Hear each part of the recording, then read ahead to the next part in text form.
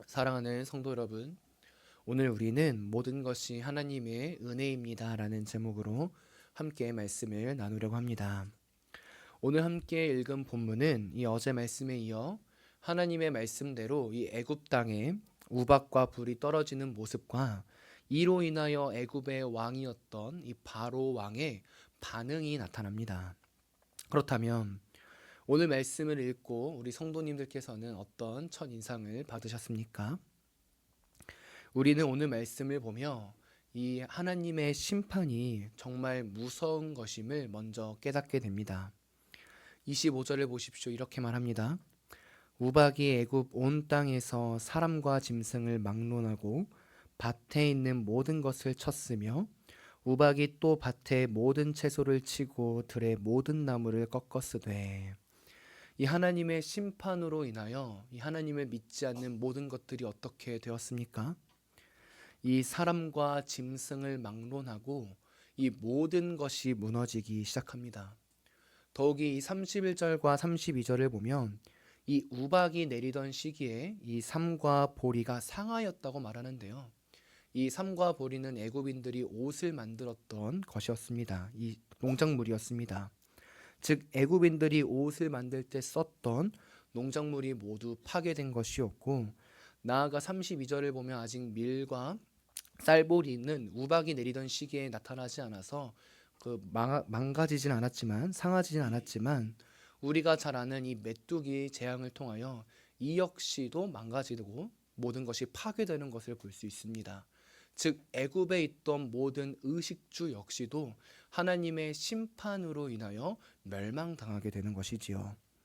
자신들이 가장 위대하고 자신들의 나라가 가장 강력하다고 믿었던 이 애굽이 참된 왕이신 하나님 앞에서 무릎을 꿇게 되는 것입니다. 그래서 27절을 보면 그 당시 최고의 왕이었던 바로가 이렇게 말합니다. 바로가 사람을 보내어 모세와 아론을 불러 그들에게 이르되 이번은 내가 범죄하였노라. 여호와는 의로우시고 나와 나의 백성은 악하도다 라고 말입니다. 사랑하는 성도 여러분, 세상은 이 참된 왕 앞에서 반드시 무릎을 꿇습니다. 세상이 위풍당당하게 자신의 모습을 내세우는 것처럼 보여도 그분이 임재하실 때, 그분이 나타나실 때, 그분이 다시 오실 때 모든 세상은 그분 앞에 엎드릴 수밖에 없습니다. 왜 그렇습니까? 우리 주님이 나타나시고 우리 주님이 다시 오실 때 우리 주님은 온 세상의 심판주로 오시기 때문입니다. 그리고 우리 주님을 믿지 않는 자들에게는 영원한 형벌을 내리실 것이기 때문이지요.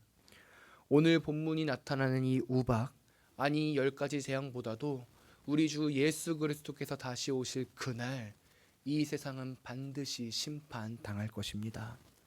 그러나 놀라운 것은 그 가운데서 우리 주님께서는 그분을 믿는 자들에게는 영생과 은혜를 허락하신다는 것이지요. 우리 주님을 믿는 자들에게는 이 삼위일체 하나님과 영원히 함께 살아가는 그 영생의 은혜를 주시는 것입니다. 본문 26절을 보십시오. 온 애굽 땅에 우박이 내릴 때 하나님께서는 고센 땅 가운데 있는 이스라엘 백성들에게는 은혜를 베푸셨습니다.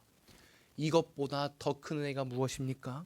바로 우리 주님이 다시 오실 때 우리 주님을 믿지 않는 모든 자들은 심판당할 그때에 우리 주님을 믿는 거룩한 성도들은 하나님과 함께 살아가는 영생의 은혜를 허락하신다는 것이지요.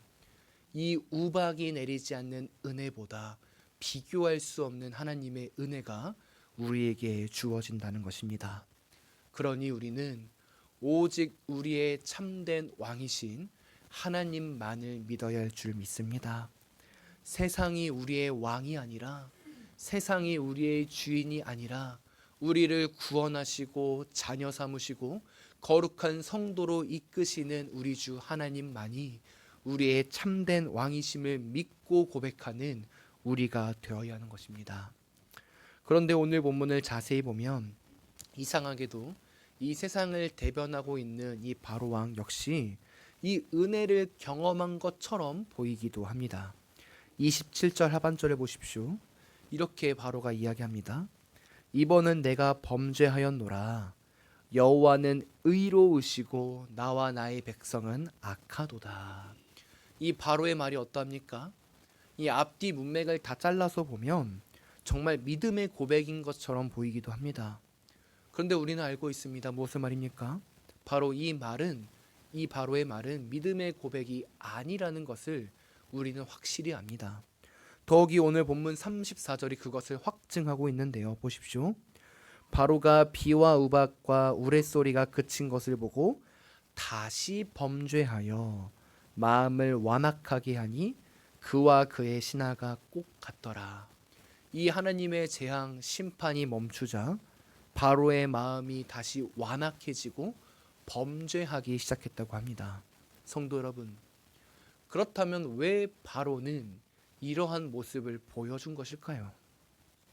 더욱이 우리는 이 모습을 통해 어떠한 사실을 깨달아야 할까요? 이 세상의 많은 이들은 우리 주님이 누구이신지를 압니다. 특히 이 세상 속에서 이 하나님, 이 예수님이라는 이 이름, 이 소식을 들어본 적이 없는 사람은 거의 없을 것입니다. 나아가 우리 교회를 비롯한 많은 교회와 성도들이 우리 주님을 드러내기도 합니다. 전도하는 것이지요. 그래서 이 세상의 사람들은 예수님이 누구이신지, 그가 어떤 일을 하셨는지를 표면적으로는 압니다. 그래서 그들에게 물어보십시오. 하나님이 누구냐? 예수님이 누구냐라고 물어보면 대부분의 사람들이 예수님은 이 죽었다가 다시 살아난 사람이다. 더욱이 하나님은 이 교회가 믿는 신이자 이 세상을 창조했다고 만들었다는 신이라고 이야기합니다. 이 표면적으로는 신앙을 고백하는 것처럼 보이는 것입니다. 그런데 그들에게 없는 것이 있습니다. 그것이 무엇일까요? 바로 믿음과 회개입니다. 즉 회심이 그들에게 없는 것입니다. 무슨 말입니까? 그들은 하나님을 표면적으로 알고 누구인지 지식적으로는 알 수 있으나 그분을 전인격적으로 믿는 믿음이 없습니다. 더욱이 그 믿음이 불러 일으키는 회개, 돌이킴도 없는 것입니다. 그래서 그분의 방향 전인격을 온전히 하나님 앞으로 돌리지 못하는 회심이 없는 것입니다. 그분과 함께 살아가는 열매 역시 맺지 못하는 것이지요. 오늘 바로를 보십시오. 그의 고백만 보면 정말 위대한 고백입니다. 의로우신 여호와이다. 하나님이 누구신지를 정확히 말하는 것처럼 보입니다. 더욱이 나와 내 백성은 악하도다. 우리의 얼마나 이 타락된 마음을 정확히 보여주는 모습인 것입니다. 그런데 이러한 바로의 말은 신앙의 고백이 아니라 단순히 이 상황을 회피하기 위한, 모면하기 위한 말이었습니다. 진정으로 하나님을 고백하고 나에 대한 진정한 인식적인 판단 가운데서 그분 앞에 나아가는 모습이 아니었던 것이지요. 참된 하나님 앞에서 죄인된 나를 온전히 내려놓고 그분 앞으로 돌아가려는 모습이 아니었던 것입니다. 그래서 바로는 우박이 그치자 다시 범죄하고 다시 자신의 마음을 완악하게 내세운 것입니다. 하나님을 다시금 대적한 것이지요. 사랑하는 성도 여러분, 우리는 이 사실을 깊이 묵상해야 합니다. 우리는 매주일 하나님을 알고 듣고 그분이 누구이신지를 깨닫습니다. 더욱이 매일매일 이 성경 앞에서 우리의 삶을 내려놓기도 합니다. 그런데 정말로 그분을 우리의 주인으로, 우리의 왕으로, 우리의 구원자로 삼으십니까? 그리하여 우리의 전 인격이 그분 앞으로 모든 것이 돌려져 있는 삶을 살아가고 있습니까? 아니면 오늘도 머리로만 이 세상 속에서는 단순히 그냥 예수님이라는 말로서만 살아가는 자들입니까? 진지하게 우리의 삶을 돌아보아야 합니다. 내 삶에 하나님이 계신지, 인격적으로 하나님을 만나고 있는지, 그리하여 내 삶 가운데 회개가 나타나는지, 나의 이 타락한 본성을 마주하면서 오직 예수 그리스도만이 나의 구원자이심을 고백하며 나아가는지, 그리하여 그분과 함께 동행하며 걸어가고 있는지를 우리는 돌아보아야 하는 것입니다. 그렇다면 마지막으로 이러한 믿음의 삶, 회개의 삶은 어떻게 하면 누릴 수 있을까요? 이 바로는 얻지 못하고 이스라엘 백성들은 얻을 수 있었던 이유가 무엇인가요? 놀랍게도 그 이유가 이스라엘 백성들에게 있지 않습니다. 하나님께 있습니다. 이스라엘 백성들이 하나님 보시기에 합당했습니까? 이스라엘 백성들이 이 바로와 애굽의 신하들보다 나은 것이 하나라도 더 있었습니까? 그들이 하나님 앞에서 선한 일을 했기 때문에 구원받았습니까? 아닙니다. 그러면 어떻게 해서 그들이 구원받았습니까? 출애굽기 2장 24절과 25절에서는 이렇게 이야기합니다.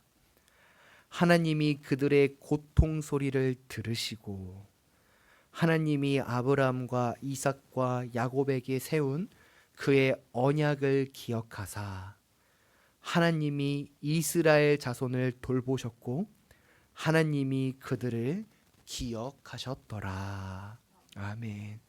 이유가 무엇입니까? 이스라엘 백성의 어떠함 때문이었습니까? 아닙니다. 하나님이 그들을 바라보셨고 하나님이 그들을 기억하셨고 하나님이 그들의 소리를 들으셨기 때문입니다. 1차적으로 주어와 주체가 하나님이신 것입니다.